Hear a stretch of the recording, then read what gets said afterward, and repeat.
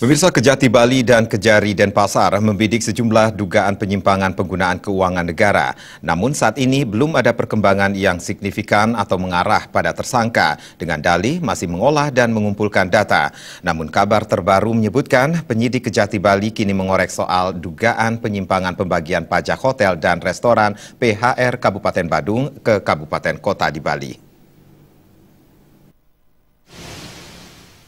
Pasca adanya laporan terhadap penyimpangan pembagian PHR Kabupaten Badung oleh anggota Dewan Badung Nyoman Sentane, Kapus Penkum Kejati Bali Asari Kurniawan mengatakan pihak Kejati masih menggali informasi dari daerah dengan penyidik memeriksa 2 orang saksi. Saat ini bukti-bukti yang diajukan pelapor masih dikumpulkan untuk melengkapi proses dugaan terhadap penyelewengan dana bansos. Asari mengakui kasus ini tidaklah sama dengan kasus biasa, sehingga perlu pendalaman kasus dan pengumpulan bukti untuk bisa ditindaklanjuti. Mudah-mudahan kita kan siapa juga bekerja, pengennya kan kita setiap saat kan orang.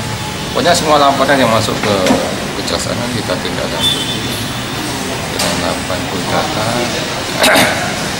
dilakukan penyelidikan untuk mencari kebenaran laporan, selama enggak ada tidak dugaan penyimpangannya. Asari Kurniawan mengungkapkan ada beberapa oknum kabupaten yang telah dimintai keterangan menjadi saksi dalam kasus ini.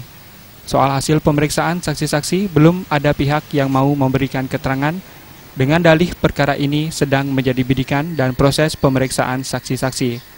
Indrawan